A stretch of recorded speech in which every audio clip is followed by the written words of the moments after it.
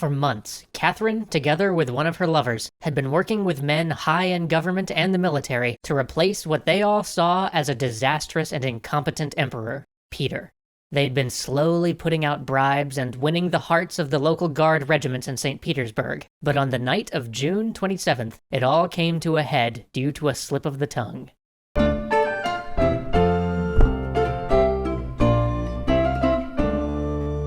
June 27th, 1762. A soldier in one of the guard regiments in St. Petersburg gets spooked. He turns to one of his officers and asks if it's true that the conspiracy against the emperor has been found out. Turns out the officer he just asked is one of the few who was not in on the plot. The soldier is arrested on the spot, as is one of the guard officers who is central to the rebellion. The time is now or never. The revolt must begin. The principal conspirators gather, panicked. A man named Panin, a man who would go on to be one of Catherine's highest officials, stays them, saying their freedom could only be assured for a few hours, so they must act, and they must act now. The brother of Catherine's paramour is dispatched to Peterhof, the palace outside of St. Petersburg where Catherine's staying. He dashes out and pulls aside the first carriage he can find. Money makes the driver push the horses hard through the night. Meanwhile, Peter is asleep at Oranienbaum, a small post outside of Petersburg where he's staying to observe one of his regiments before his Danish adventure. The brother of Catherine's lover arrives just as Catherine is waking at 5 a.m. The time has come, he says. He quickly relays the night's event. Skipping all the elaborate dress of a high lady of the time, Catherine immediately rushes to the carriage. The horses are exhausted from the travel of the previous night, but as they are crawling down the road toward the capital, a farm wagon on its way to morning market passes. They stop it, and the Empress consort pushes money into the farmer's hand. She has his 2 great farm horses tethered to her carriage right then and there, and they speed towards St. Petersburg. Out in the drill yard, Peter is making his small contingent of Holstein soldiers parade before him. A messenger brings news of the arrest of the guards and the possible conspiracy. Peter shrugs it off. One by one, Catherine goes to the barracks of each of the guard units stationed in Petersburg. One by one, the regiments swear fealty to her in a jubilous tumult. Meanwhile, Peter is playing violin in his room. A man rushes in to tell him he has a message about happenings in the capital. Annoyed at the interruption, Peter tells the man to put it on the table. He'll read it later. He never does. Surrounded by guards, a procession with Catherine at its center makes its way to the Cathedral of Our Lady Kazan, where the Archbishop of Novgorod pronounces her sovereign autocrat of Russia. Meanwhile, Peter orders a caravan of carriages assembled to take him and his guest back to Peterhof to have a feast. He forgets to order the usual cavalry escort. Catherine and an ever-growing mob process to the Winter Palace. There she meets with assembled members of the Senate and the Holy Synod, the highest religious council of Russia.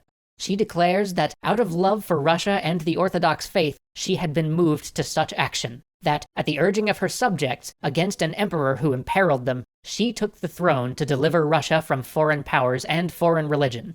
Which, bold move, considering she herself was a foreigner who had come to Russia with a foreign religion, but hey, nobody was really sweating the details at the time. Meanwhile, Peter's group of revelers arrive at Peterhof, only to find no one there. Peter is furious. He storms through the house looking for Catherine. She spoiled his party. To one of his entourage, he screams in rage at her unthinking discourtesy. "Didn't I always tell you she was capable of anything?" A few of the more senior members of the party offer to head to St. Petersburg to see if they can find her. They had probably put 2 and 2 together by this point. The embassy from Peter's company arrives. One of them begs Catherine not to take up arms against her husband. She takes him by the elbow and leads him to a balcony. Gesturing to the ecstatic crowd, she says, "Deliver your message to them." The small group of messengers all swear fealty to Catherine, or ask to be allowed to retire. Meanwhile, Peter has gotten his first concrete news of all the goings-on from the crew of a firework barge that was sailing to Peterhof to provide the fireworks for his party. But all their information is still vague because they had left early in the morning, as they'd been ordered to go deliver the fireworks. Peter, enraged, orders word to be sent to Oranienbaum to get his Holstein regiment. He shouts that he would defend himself to the death. His men arrive and are posted along the road to the capital, but no one thought to tell them that there might be a fight, so they only brought their wooden parade ground rifles. A Russian uniform is found for Peter, because he was still wearing the German one that he liked so much.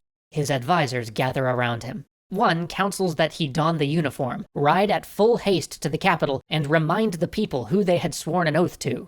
Another recommends that he meet up with a larger contingent of the army 70 miles away, and then march on St. Petersburg. A third recommends he flee to Germany. He does nothing. Men are sent to secure a nearby island fortress. This fortress is still loyal. At least this was good news. Catherine had gotten the backing of the Synod, the people, the army, and the Senate without firing a shot. But there was one last thing she had to do. Peter had to formally abdicate. As was the right of the sovereign, she had taken on the rank of the colonel of the Preobrazhensky Guards. Borrowing pieces of a uniform from any of the men who seemed about her size, she strode out to meet her soldiers in the brilliant green of the Guards. She would lead the final foray to capture Peter herself. As the march began, a young subaltern rushed up to give her his sword knot, the one piece her uniform yet lacked. This subaltern's name, by the way, was Gregory Potemkin. Peter, meanwhile, chose to withdraw to the island fortress he had secured earlier in the evening. As his boat approached, the harbor was closed off to him. He shouted to the men in the fort, "Do you not know me? I'm your emperor!" To which the reply came, "We no longer have an emperor. Long live Empress Catherine II." In the time between him sending his man to secure the fort and him choosing to finally go there, the top admiral of the Navy had sworn allegiance to the new empress and headed to the fort to take over its command personally. Peter fled into his cabin to hide. When he returned to Peterhof, he dismissed everyone and then went to his room, refusing to speak to his staff. Then he composed a letter to Catherine, apologizing for his bad behavior and offering to share the throne with her. At first light, Catherine receives Peter's letter. She is unimpressed. A few hours later, she receives another letter offering to abdicate if he could just go back to Holstein. She accepts. He writes an abject abdication statement detailing how unfit he is to rule. Needless to say, a few weeks later, he wound up dead in a drunken brawl that was probably a cleverly disguised assassination. And his idol, the man he kept telling himself he was equal to, Frederick the Great? Of the affair, Frederick merely said, he allowed himself to be dethroned like a child being sent to bed. And while Catherine probably had nothing to do with Peter being killed, she did pardon his killers, as his death freed her up to rule without the worry that someone would try and form a counter-rebellion around him. And rule she did, rapidly reversing almost all of Peter's policies. As Russian forces were literally on the verge of engaging with Denmark, riders arrived with Catherine's orders to return home. In fact, that was the order to all the Russian troops in Europe. She was going to begin an era of neutrality, where Russian troops fought on neither side of the 7 Years' War, and for this, the army was forever grateful.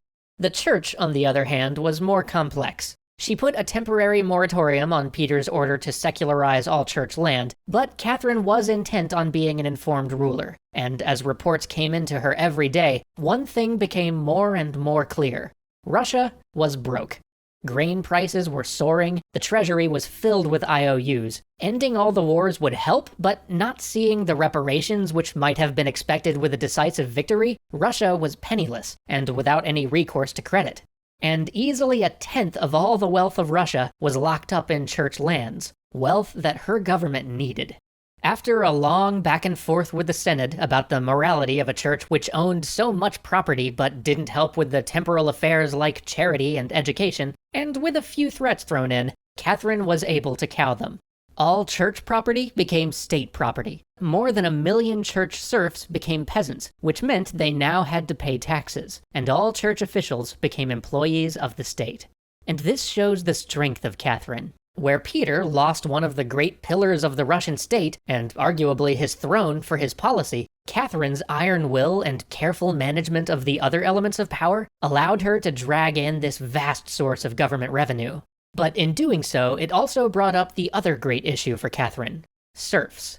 Because serfs in Russia were slaves. They could be bought and sold, abused with no rights over their own bodies. They could be gambled away or traded. They had no choice but to work the vocation their master chose for them, and they couldn't move or leave the land that they were bound to. And with burgeoning industrial revolution, there came to be a new kind of serf. A serf not owned by a master, but owned by a corporation, many of whom were employed by the great mining enterprises of the Urals. And in these mines, life was ugly, brutish, and short. Because they were chattel, men were literally worked to death, beaten when they paused for a moment in their labor. This treatment caused riots and strikes that would eventually lead to the largest peasant revolt in Russian history. So join us next time for the plight of the serfs, the ghost of Peter III, and the Pugachev Rebellion.